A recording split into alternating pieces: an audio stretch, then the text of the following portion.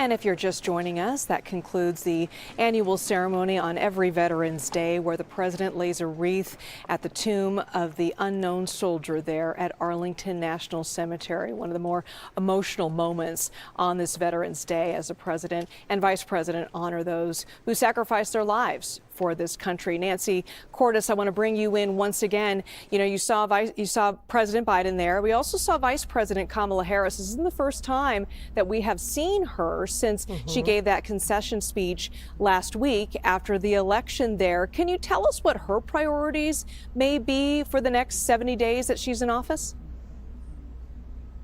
Well, as vice president, she is primarily there to support the president and his agenda. So whether that is getting justices confirmed, whether it's figuring out ways to ensure that all the funds that have been improved by Congress to go towards Ukraine in the form of military humanitarian aid actually make it out the door, she will be there in lockstep with him. And you're right, it was striking to see her standing there next to him along with the Secretary of the VA, Dennis McDonough.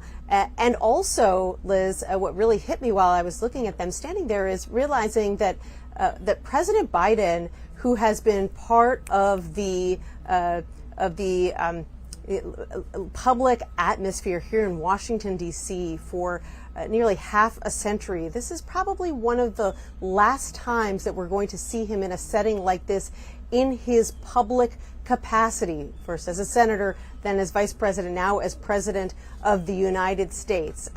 Surely we will see him here in Washington. He will always be part of the fabric here, but to see him there in his public capacity as president of the United States, laying that wreath, thinking about how many times he has done that in the past, and knowing that this might be one of the last before he hands over the reins to President-elect Trump on January 20th, 2025. That was a pretty striking moment. It was indeed. Nancy Cordes reporting live from the White House. Thanks so much for sticking around. Thanks so much for being with us. I'll take you now to Virginia, Arlington National Cemetery. President Biden delivering remarks on Veterans Day. Thank you, thank you, thank you. It's a great honor to be standing here again.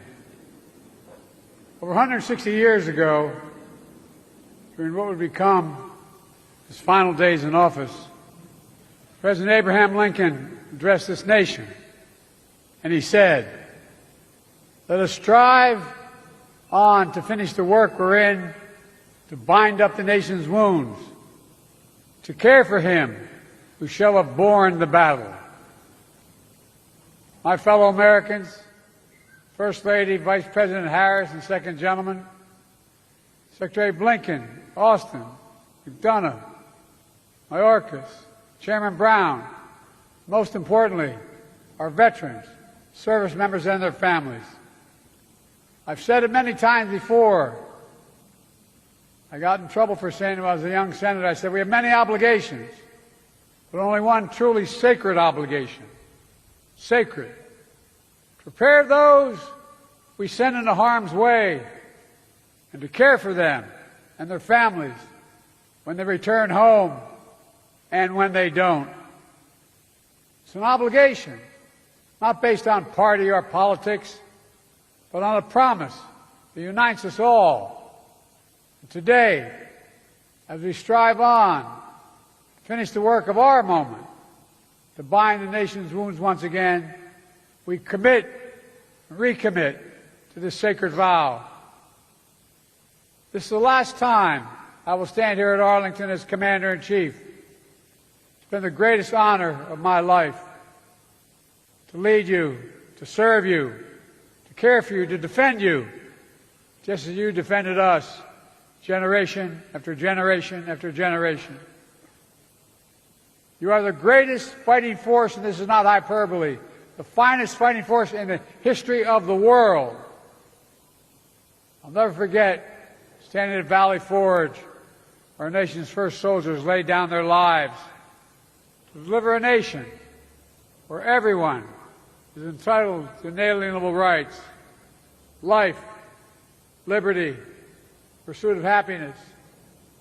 I'll never forget walking the hills of Gettysburg, where thousands more shed their blood to make those words real. I'll never forget in Belleau Woods, visiting there to pay tribute to the heroes who stepped on that beach, or standing in the cliffs of Normandy 80 years after D-Day to honor the service members and veterans who literally saved the world with absolute heroism. Just standing there, you wonder how in God's name did they have the courage to do what they did. I'll never forget visiting bases in Korea, where America's sons and daughters answers a call to defend the people they had never met. For paying my respects in Hanoi, where so many of our troops defended democracy, including my friend and once worked for me, Senator John McCain. I'll never forget my trips to Afghanistan and Iraq, where tour after tour, young men and women served and sacrificed to keep our nation safe. 4 presidents faced a decision after we had gotten bin Laden whether to end our longest war in history in Afghanistan.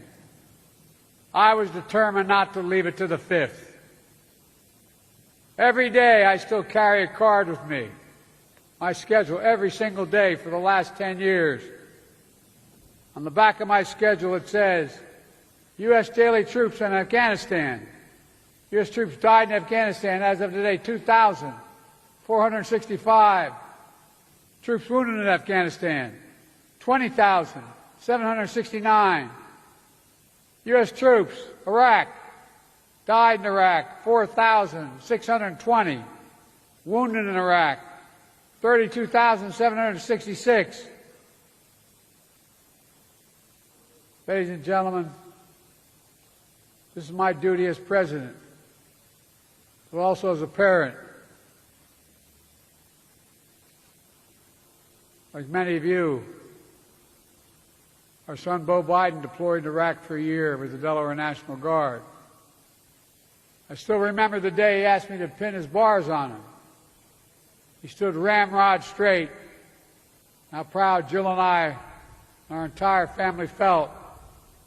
Like so many of you, we also remember how hard it was when he was deployed. Empty seats at the dinner table, missed holidays and birthdays, prayers of hope and worry, repeated every morning and every night. Just as we ask everything of our veterans, we ask everything of their families.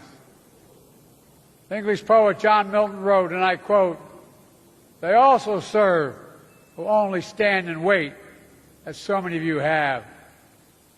So for all the military families, to all those with a loved one still missing or unaccounted for, to all Americans grieving the loss of a loved one who wore the uniform, Jill and I want you to know we see you, we thank you, and we'll never stop working to meet our sacred obligation to you and your families. Jill and I, Doug and Kamala, our entire administration, are proud of our work over the past 4 years. Together we passed more than 30 bipartisan laws to support our veterans and their families, caregivers and survivors. We brought veterans' homelessness down to a record low. We delivered more benefits to more veterans than any ever before in VA history.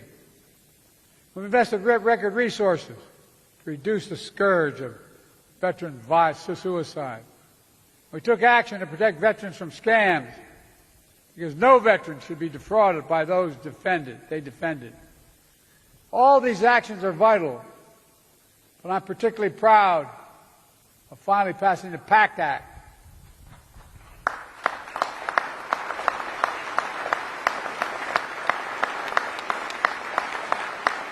This is the most significant law in our history, our nation's history, to help millions of veterans who are exposed to toxins like Agent Orange and burn pits during their military service. Pits the size of football fields that incinerated the wastes of war, tires, chemicals, batteries, jet fuel, and so much more. Pits that left too many veterans with headaches, numbness, dizziness, asthma, and cancer. The PACT Act has already helped over 1 million veterans and their families get the benefits they deserve. They deserve those benefits.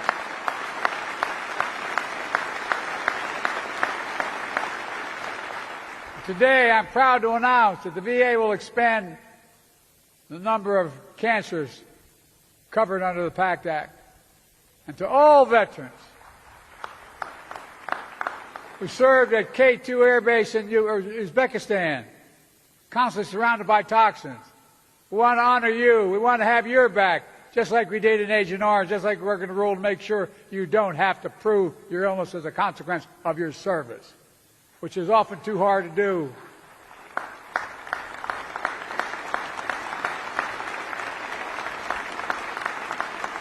God willing, we will make sure that any rare condition you've developed is covered. We're committed to getting this rule in place by the end of my term. Folks, this matters. Too many of our nation's veterans have served only to return home to suffer from permanent effects of poisonous chemicals. Too many have died, like our son Bo and like Sergeant First Class Heath Robinson, for whom the PACT Act was named. A couple years ago, after I signed the PACT Act, I handed a pen to his daughter, Braylee. She and her mom are with us today. I don't know where you are, but God love you. There they are. Stand up, ladies.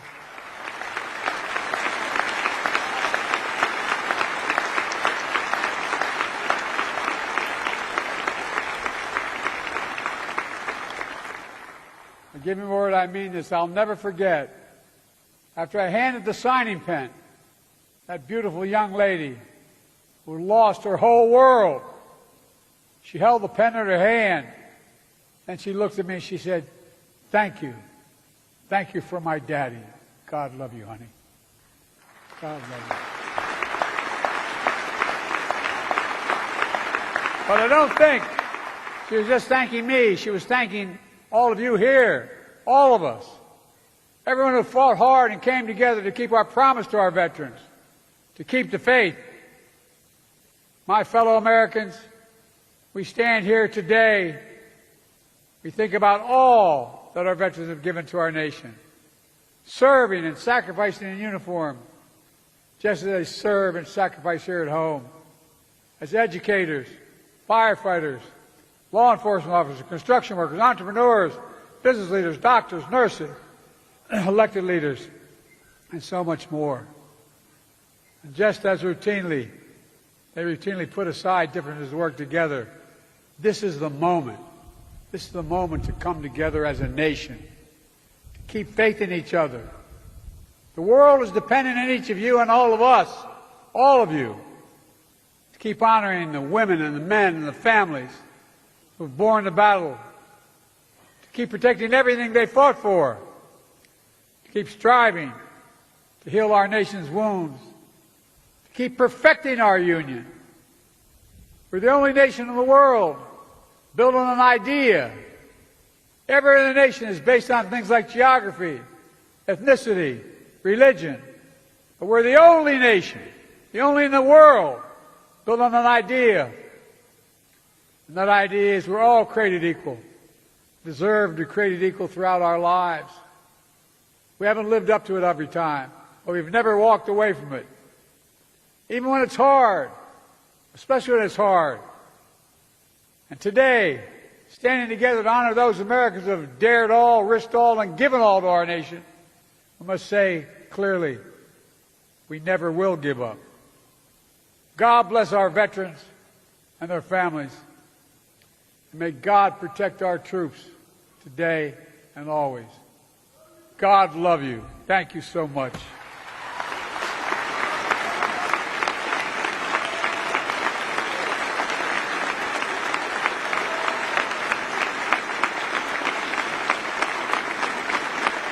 If you're just joining us, you are looking at a live picture of Arlington National Cemetery. President Joe Biden just delivered his final address as Commander-in-Chief on this Veterans Day at Arlington National Cemetery. 70 days left in office, and of course he paid tribute to the veterans who sacrificed their lives for our country. He also reflected on his political career, working with the military and meeting with service members and their families. He also talked about his record. 41 laws to support veterans and their families were passed under his administration.